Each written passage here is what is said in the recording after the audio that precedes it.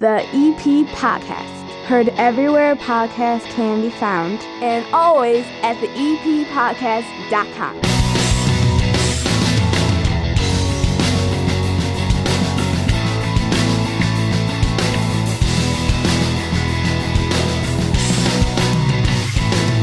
Sitting down here at the 9-foot homemade oak bar. I have a new guest, first time on the show, been in Evergreen Park, been part of the fire department for a long time, now elevated to the chief of the Evergreen Park Fire Department. I have Chief Corey Hojek. How are you, sir?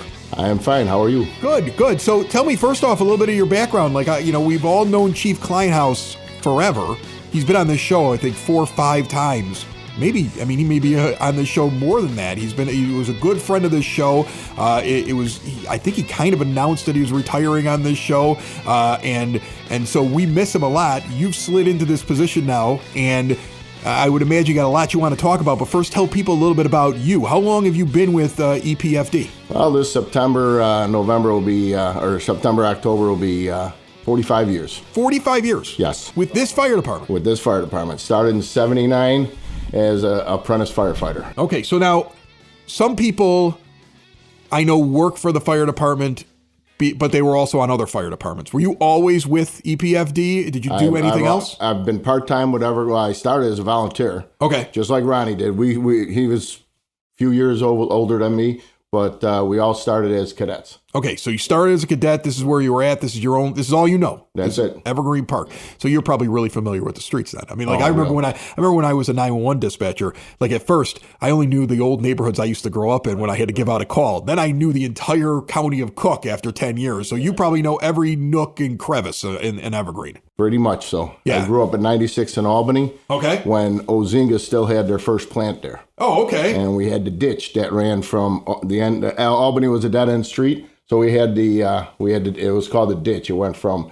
the end of Albany to 95th Street, and that's where we hung out at. We've got the new chief of the fire department on the show today. We've got another big, free, outdoor Evergreen Park event happening to kick off the month of March we're going to tell you about. We've got another new Evergreen Park business to feature. All of that here on the EP Podcast, brought to you by the First National Bank of Evergreen Park. Get over there and get that total access checking account. Free ATMs nationwide, $300 bonus with qualifying activities, mobile banking tools that are brand spanking new and award-winning customer service, no overdraft charges. Some people think old school is a bad thing. Not when it comes to banking. You want to walk into a place, be able to ask a question, and not have to have an appointment 3 weeks in advance. You make a mistake, you want your bank to say, you've been with us for a while, we're going to take care of that. You get that when you walk in the building at 95th and Pulaski, that iconic building. Our proud sponsors, the First National Bank of Evergreen Park, member FDIC.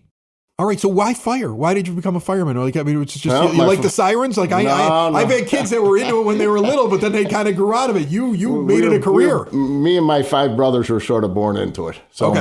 My dad was the fire chief. He ended up retiring as a fire chief here. He had 47 years, and then he passed away in 98. Okay. After that, we were all introduced here as to keep us out of trouble. I guess he corralled us into the firehouses. So it doesn't mean that we weren't part of the degenerates of Evergreen Park. So, yeah, so that's how we started. And there's my oldest brother, Johnny. He retired as a chief from Oak Lawn. Okay. And then I had a brother in Bridgeview. He retired as an engineer. And my third oldest brother was Keith, or Hobie. His nickname was Hobie. He was with the fire department for a little while, and then he decided to go to the police, and he retired out of the police department as a deputy chief. And that's the interesting thing. You mentioned those other suburbs, and I think I brought it up here before with your former chief. The suburbs all kind of work together because you have one firehouse, and all of a sudden you're on a call. They will come over and move in and help you out. Right. And so whereas it sounds like, they were all in different departments, you really are all backing each other up on the south side, right? Oh, without a doubt. Through Mavis. We got Mavis 21, and it's a box alarm system where when we need help, we call. Like we had that fire the other night, and we had people from Oak Lawn, Burbank, and Hometown coming in the house. Yeah, you did have a fire the other night. Yes. I don't want to forget. I got a younger brother. He's He's up north. He's in Oak Brook. Oh, okay. We didn't want to forget the little guy. No, the little guy. Didn't forget the younger brother. That's the right. best. But, so the one the other night, like, what can you tell me about it? Because, people buzz. I'm sure you see the Facebook pages, right? I see Everybody's got, like, this exactly. happened, I heard this happen, I heard this happen. You kind of know the basic story of it. Was it fire alarms or something happened in the kitchen or what? Actually, and we'll get into this in a little bit about the fire alarms. I ended up responding from home, and it came in as a fire. And usually when they say multiple calls, you usually got something. So I turned on to 94th and Kedzie, and I could see the header and the glow in the sky. So I knew we had, as we call them, as a good fire. Yeah, if no fire is good, but that's a good fire. Yeah, no, but the glow kind of tells you. Like we had my next door neighbor had a fire when I was maybe a teenager. Okay. And I remember that we woke up, it was his garage. And my sister woke up just yelling fire. And that glow was so bright from the next door neighbor that her room was orange when I looked down the hallway. Right. So I think initially my thought was, well, the back deck's on fire. Because our house is on fire because that glow is so bright at night when something is on fire, like you just described it. And I remember we all ran out of the house. Dad was standing in his underwear out there. I mean, nobody got dressed. Everybody ran out because we didn't know what was on fire. Right. She's just screaming fire, and the whole house, our house, is glowing. Right. And you don't know where it's coming from. I think we eventually remembered the dog and went back in and got him, but it was the next door neighbor's garage. So this one, you saw a glow, and you were like, "This is a fire." Yeah, because you could see it in the sky. So we pulled up. Like I said, our guys went to work right away. And they go, the truck does a primary search for victims. And then the engine goes to work for fighting a fire. Right. And then I got to stand out for the first time ever as command. So I didn't like that. That's hard, isn't it? Oh, it's terrible. It's one I've always been going inside. That was one of the hard, that's hard doing that because, like I said, I've always gone in while Ronnie stood outside. You know what? That is the hardest thing. And you bring up something that I've heard before. Like, I'll give you a little background into my life. My dad worked for the Chicago Police Department for 34 years. Okay. And he was a beat cop for 16 in some rough neighborhoods. Right. So he went in. He was in there. He was fighting. He was mixing it up. He drew his gun several times. Like, he was in it. Right. He became a commander for the last 10 years. One of the things he used to complain about all the time is he couldn't go in there. Right. Like, I think when he made lieutenant one time, and he was the first guy in the scene and got into a scrape, and my mother yelled at him for an hour when he got home because he came home and he obviously had been in a fight, and she's like, "You're too high up to be in those. You're supposed to watch other people do that." But it's hard to get it out of your system, right, and you Chief? lead by example. Yeah, but it's hard to get out of your system. Like, you wanted to run in there the other night. It's real tough to get out of your system. But no, and then like I said, what happened with that was after the investigation, it came down to a space heater with a extension cord underneath the carpet. Right. So thank God nobody was home on the upper floors at the time, because when I pulled up, the family was removing the kids and everybody out from the lower floor. Space heaters, I would imagine, are a pretty big cause of fires. And you can't leave them unattended, and a lot of people do. So yeah, and unattended is like, you went to sleep. Well, it's one thing to go. They actually went and actually left the building. Oh, did they? Yeah, you gotta watch out for that with the space heaters. Okay, so now you're in there. You've been there before. You've watched how things are going. I'm sure you were up high enough up in the fire department to become the chief that you had already kind of seen things that the former chief had done, and you probably like a lot of things that were happening in there. But everybody who comes in has something that they want to bring back or introduce, or they have an idea, and they're like, now that I'm the big guy, I'd like to do this. Is there anything that you're doing? Well, we're looking at actually reinstating the apprentice program, the cadet program. Okay, so what is that? And that is when I started, I was 15 years old to the age of 18. And what you did was you came up to the firehouse. They had the program educated you how to become a fireman. Okay. And then you went on to EMT and then to paramedics, which I never did because I went full-time to the city of Chicago. But a lot of guys have started, and then from there, you branch out and you get a full-time job someplace else. Okay. So what we're looking to do is to start, and we're partnership with the high school, and and what we're looking to get out of that is, so when they're in, I want to say it's still not finalized, but like junior or senior year, probably senior year, they're going to get their EMTs in the high school. So they'll come out as an EMT. So when they come and they'll do their fire stuff through the high school kids. The high school will kids learn how to be an EMT. EMT and a firefighter in their junior, senior year. Okay. So when they'll come to the firehouse, and they'll do some of their internship there. And so then from there, by the time they get out, and that's one of the biggest problems we're having right now is time. There's not enough paramedics that are out there working. So they'll come out as a firefighter, certified firefighter, and they'll come out as a certified EMT. So then we can get them enrolled right into paramedic school, which is about 1.5 years now. Right. And then you got yourself new paramedics. Yes, you're getting a feeder thing. Yes, and that's what keeps our program going for the part-time program. That's how we all started, and it's worked real well. And then what will happen with that, then they will go on and get full-time jobs somewhere else with pensions and insurance and everything else. Right. But in the meantime, I got them working for the village, and we groomed them. And what's interesting there is we've heard in the last couple of months on this show from the high school that they're starting to do programs like that they're trying to find things that are not every kid goes on to, a college, and they may want to do something else. And they've been instituting these types of programs, and this makes perfect sense. It falls right into what they've been working on to have Evergreen Park Fire Department do that. That's a great idea. Yeah. So what else you got? You got a couple other things that you're working on. We're going to partnership with the state fire marshals, and it is what is it? It's the Camp I Am Me. So they have partnered together. Camp I Am Me. For smoke detectors. Okay. And what we're going to do is, a while back, we had a program where we went to people's houses and installed smoke detectors.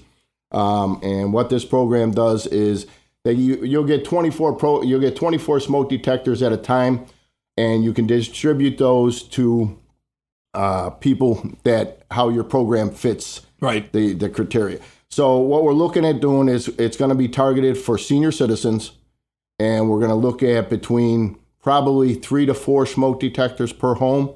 And because, like I said, we only get 24 of them, and we'll have our guys will go and install them. But then we also have to educate them on the smoke detector itself, also the evacuation plan. Okay, so I am very curious about smoke detectors because I was just thinking about this the other day.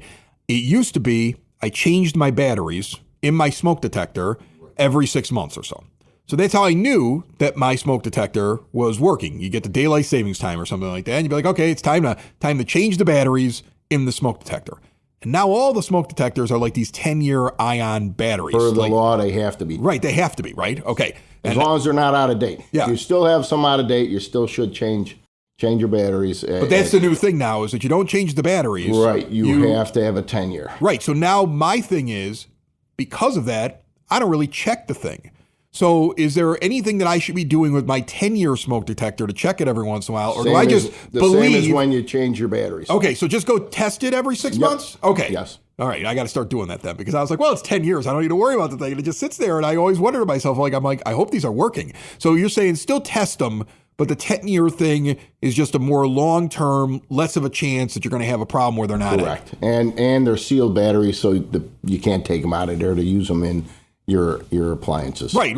All of a sudden, my miniature mouse here on my laptop runs out of battery, and I go pull it out of the smoke detector. That'd be a big mistake. And that happens. So, and that's like that fire. You have to have them per the law, and unfortunately, that house the other night had none. Didn't have any of them. No, that's crazy. Not one. So, how many would you have in a house? Like, to me, look, I'm not an expert, right? And I don't know what the law is, and who knows, you may walk around my house and be like, Chris, you're not up to code. But I think I've done a good job, because what I've said is, okay, wherever anybody might sleep, there should be one nearby there. So that's where I have within 15 feet of every bedroom. So I have that.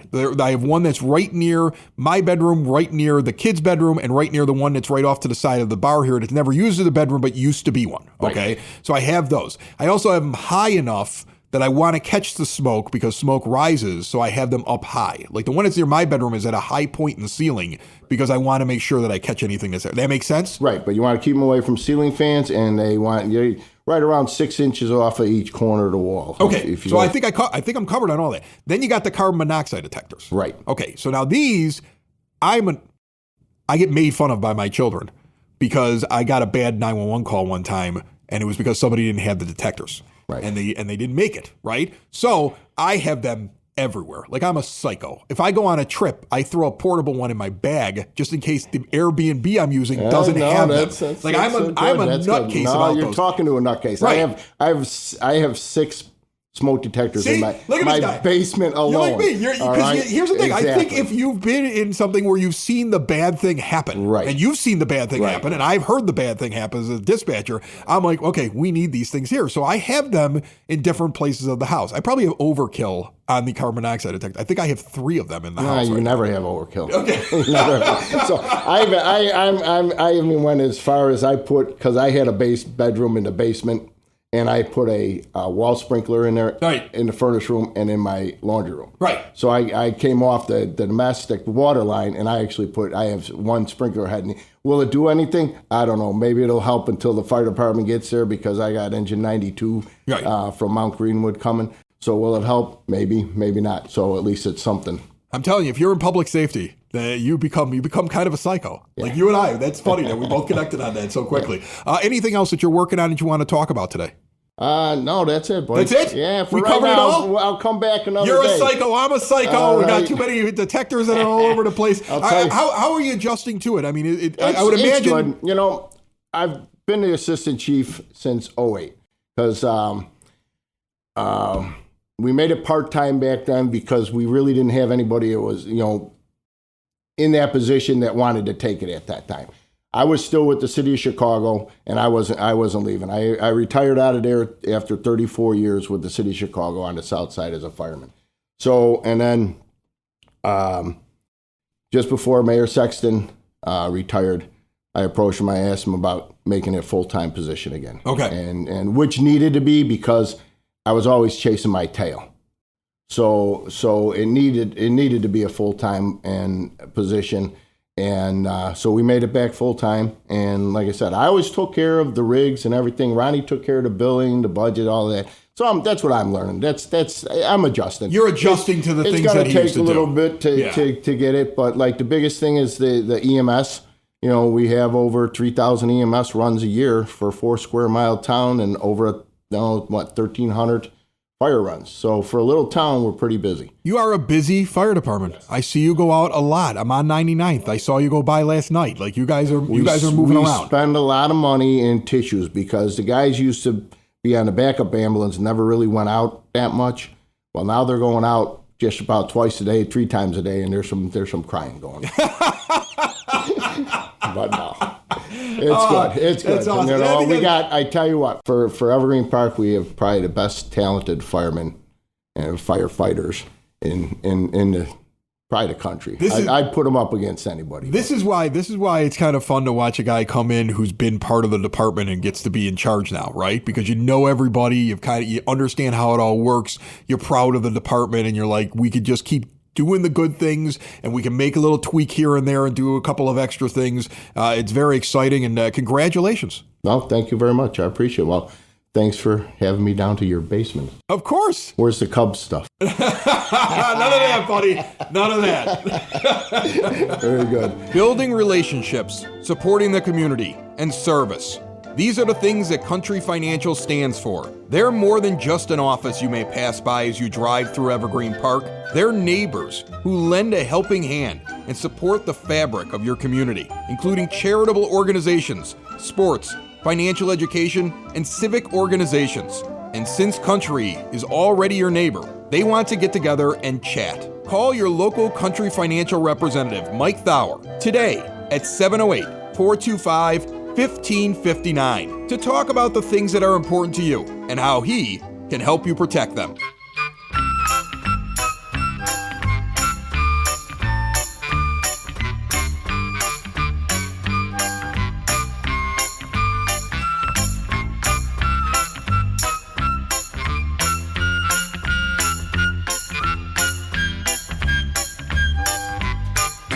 It is now time for your EP podcast, Word on the Street, brought to you by Spoken Vine, Wine Bar and Bottle Shop, northeast corner of 95th and Kedzie. I just had somebody randomly ask me today, is it really that good? You talk about it all the time. I said, look, I'm there almost every weekend.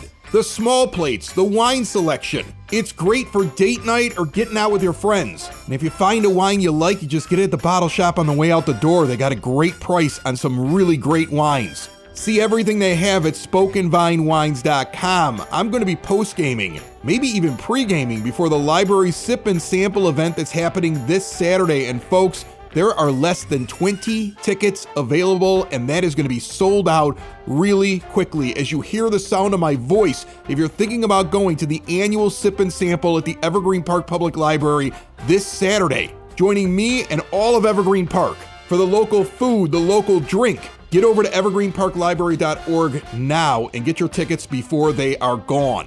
And remember that Evergreen Park Public High School is presenting Rodgers and Hammerstein's Cinderella February 28th and March 1st, 7 p.m., March 2nd at 2 p.m. You can get pictures with the cast, and tickets are online at epchsbands.org. Plus, the summer theater camp registration is open yet again. Grades 4 through 12, they'll be doing Beetlejuice Jr. this year. That same website, epchsbands.org, for registration information and to reserve your spot today. Sitting down here at the 9-foot homemade oak bar, a return trip for our guest. We're going to give him a few moments to promote a big event going on over at the Capuano Ice Rink. Mike Ugalet is here. How are you, buddy? Doing very well, Chris. Thanks for having me back. You don't have your partner in crime. No, the Moose is no. not here. Normally the both of you guys come in here to talk. He is suffering from an illness tonight. The same thing that's getting everybody. This thing took down a moose, guys. It's for real. It was in my house. And right now, I'll tell you, I'm surprised I didn't get it that badly. I was down for like maybe 24 hours or so. And I think that's what happens when you're the one taking care of everybody else in the house. Like, everybody's made that joke. Like, it's like when the kids get it, if you're the only caretaker in the house, you like somehow survive. But I'm convinced that the moment the last one goes back to school, which I think is tomorrow, I'll be down for like a week. Sure. It's going to come and get me. It's any moment now, so I'm glad we got this in.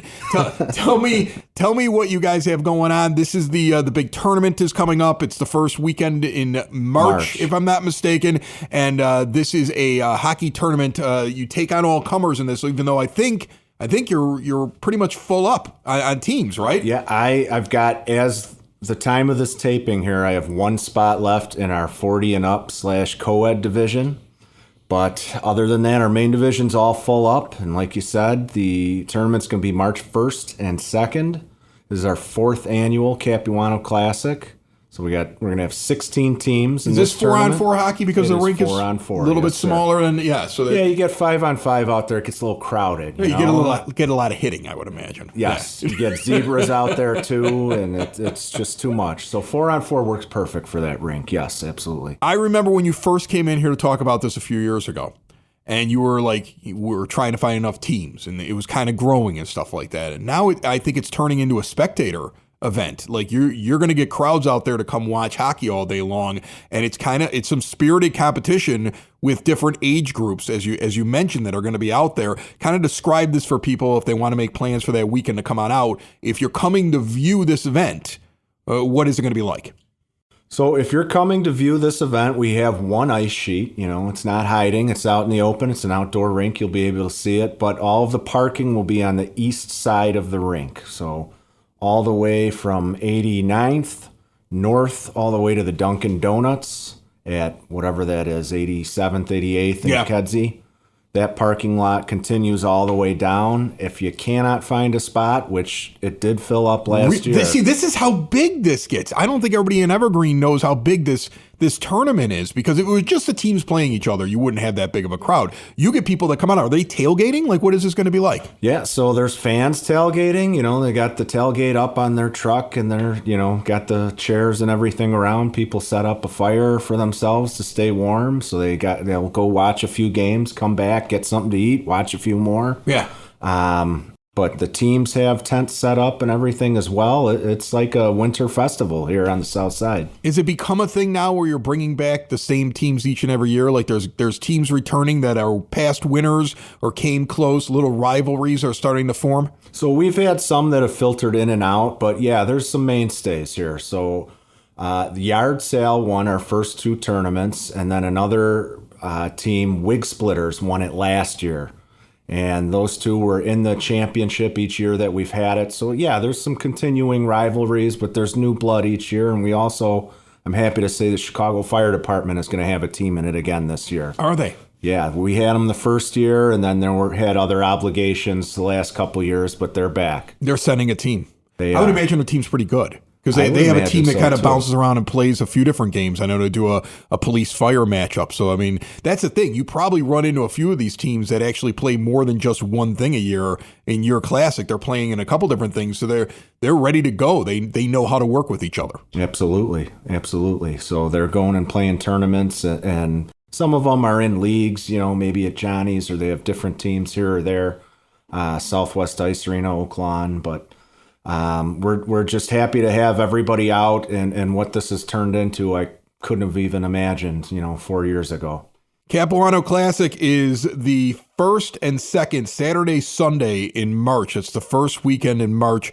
What time's it kick off? Is there a fee? Are people giving a donation to come and watch the games, or is this show up and watch? It's free to come and watch, and we'll have games and split the pots, raffles. We're raffling off sticks. We'll have a pair of Blackhawks tickets this year, so come on up, bring some cash with you, buy a split the pot raffle ticket, and enjoy some hockey. Are there tips, like bring a chair? Are there things for kids? Is more of an adult thing? So I don't exactly have games for kids or anything like that. Yeah, I mean, if you want to sit down, bring a chair. There are a couple of sets of stands that will be there, and we'll have bonfire going. We'll have some heaters as well in the area where the stands are, but it is an outdoor hockey tournament, so dress for the weather. Kicks off in the morning? Kicks off at 9 a.m. on Saturday, and then Sunday, I believe we start at 10. All right, the 1st and 2nd of March, before I let you go, how's things at the rink this year? Because I got worried. I saw El Nino has shown up, so it's not as cold as it normally would be in the month of February. Even though some people might think it's cold, it could be sub-zero right now, and it's not. Is that affecting the ice? No, we have a really great crew of people that work on our compressor and the Zambonis and everything that goes into it behind the scenes that the people wouldn't see. But shout out to Dave Andre and to Art Pauls, everybody from the village that works on our equipment. They're doing a great job. The compressor's keeping the ice hard. So the warm weather really hasn't hurt us. We've been operating. Awesome. Mike Ugalit, he's over there at the ice rink, the Dan Capuano ice rink at 91st and Kedzie. I got that address right. That's about where it is. All right, get over there on the 1st and the 2nd of March for the Capuano Classic. It sounds like every spot is taken for teams except for one, and that might be filled by the time that you hear this. But definitely going to be a good time to get out there and see that event. That's a nice free event in Evergreen Park to kick off the month of March, especially for hockey fans. Thanks so much, my friend. I appreciate it. Thank you very much for having me, Chris.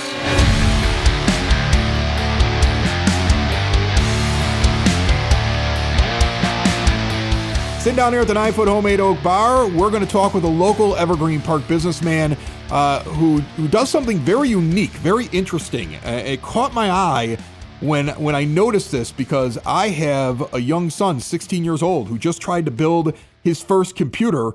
And they can look up as much as they want to online, Kelvin Halleman, but it is a difficult thing to do. How are you? I'm great. How are you doing? You live here in the EP. You run a business that builds PCs, but also like you consult when somebody is building one. Like if he would have come to you and said, I'm doing this on my own, you'd have been like, okay, that's cute, but you're going to run into problems. You need a little bit of my help. What do you do? Yeah, so I build them. That could be somebody comes in with all the parts themselves and I just put it together, or it can be they want a PC, they want something for work, they want something to stream, and I just put it all together. I let them know what it is they're getting, and then I build it. Or yeah, like you said, it can just be they built it and it's not powering on, so let's figure out how to get it to work. So like I have a bunch of different things. Typically, I kind of stay away from repairs. Okay. But for the most part, I do upgrades, if that makes sense. No, that makes a lot of sense because repairing something, you're running diagnostics and you don't know what you're dealing with and things could be falling apart. Like the original computer for this studio, when it went haywire and I brought it someplace, when they finally discovered what was wrong with it, it was because a battery was leaking and it was melting through the computer. And that's a big giant mess. Yeah, so I understand why you don't want to deal with that. So I'll tell you this story because you'll understand this right away. So the kid decides he wants to build a gaming computer and he's on the Brother Rice robotics team. So he's very skilled with putting things together. He's feeling confident, goes on a website tells him these are the pieces that you need, right? Like he's trying to figure out, is all this compatible? He's trying to find, all the different things from the graphics card to how much RAM he wants to his motherboard, like all these little pieces. And I'm looking at him and I am like, are you sure this is going to work? Because I think he spent over $1,000 of his own money. Yeah, easily. To buy all this stuff. And he's like, it's cheaper if I build it myself and I want this. And I'm like, okay, fine. But like I couldn't build a computer. Like, I looked at him like, I think you're a little nuts. Like Dad, for his company, when he gets his studio computer, he has somebody build it for him to his specifications. Like, I can't put this together. So to me, I didn't expect it to go well. He actually, when it was done, he was told by an expert, he did a really good job, but he ran into the problem where the motherboard wasn't communicating with the graphics card because those two companies don't get along or something like that. And it's something he would have never have known. He eventually had to come in and see somebody like yourself. Is that something you see a lot? Yeah. I mean, it's a lot of times it's very little things. Like you said, it can be just like little pettiness between different companies, different brands, manufacturers, and just sometimes some things don't communicate well with each other. And yeah, it's just that. So you just need somebody else to point that thing out to you.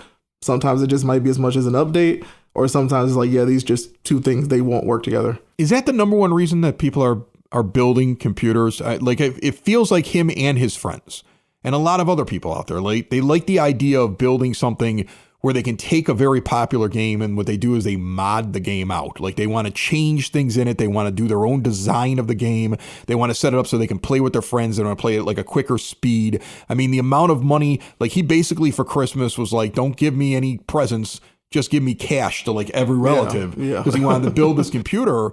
And when he did eventually go to somebody to help him with that last problem, it seemed like they had seen that problem a lot before. Is that the number one reason people are building computers? Yeah, a lot of people are building computers purely for the simple fact you're going to get better performance than the video game console.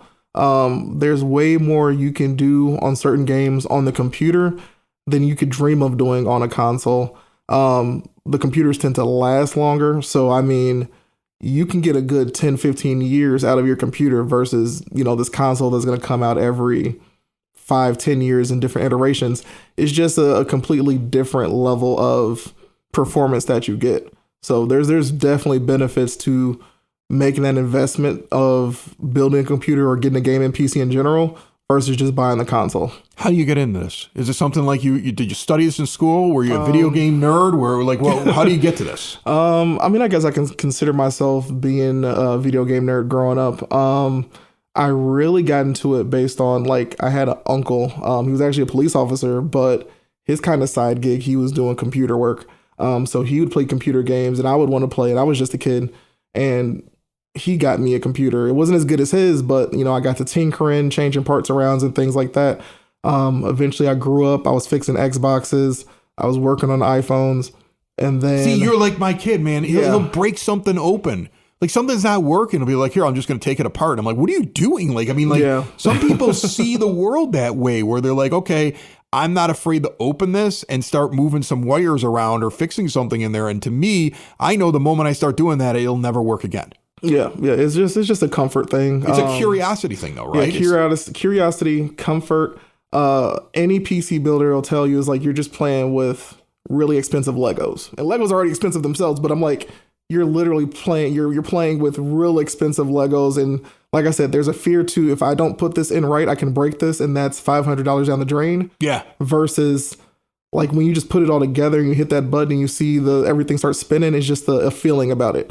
I don't even play games anymore. I just enjoy building computers at this point and seeing other people play their games at the highest specs and whatnot. That's what brings me a lot of joy nowadays. That's awesome. So if somebody wants to have something built, like from my own experience, when we redid this studio a little while back, I went to a place and they basically customized what I wanted. I was like, look, I'm using like these mic setups that are the same things you get at WGN. Like I want the ability to have really quick processing. Like that's where, when I built the studio, the first thing I did was I went for a high powered gaming computer because I didn't want any distortion on the mics. Mm-hmm. And I will get people in Chicago radio who do podcasts who will say, why does yours sound better than mine? Yeah. And I always say, it's the processing power of the computer. I'm using a gaming computer, like a high-end gaming computer, and the thing that's underneath now, I mean, we got a whole rack underneath this bar now. Okay, that thing down there is built to be able to allow me to do as much as I want to, put as many mics on as I want to,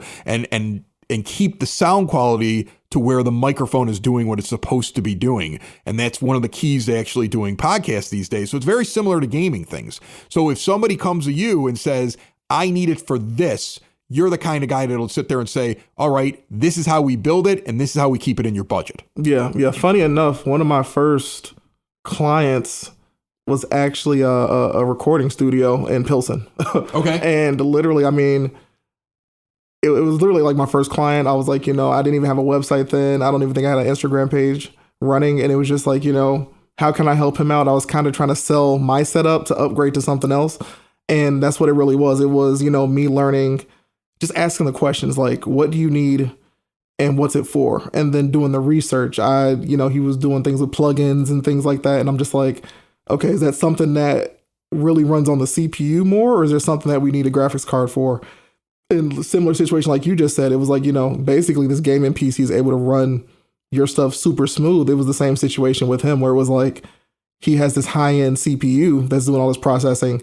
The graphics card is there to help with it a bit, but it's high-end. And I notice a lot of my business clients, when I upgrade their stuff, it's like they're coming from computers that cost like maybe 200, 300 some bucks that somebody probably sold them for triple the price of what they're really worth. Right. And then when I have them set up, I'm guaranteeing them like, you're going to be good for another 10, 15 years. I think people think custom. I think people think custom and they go, it's more expensive. But in the end, when you're customizing something like what you're doing, you're actually getting more bang for your buck. Yeah, but absolutely. you better be serious about what you're doing because there is a price for it.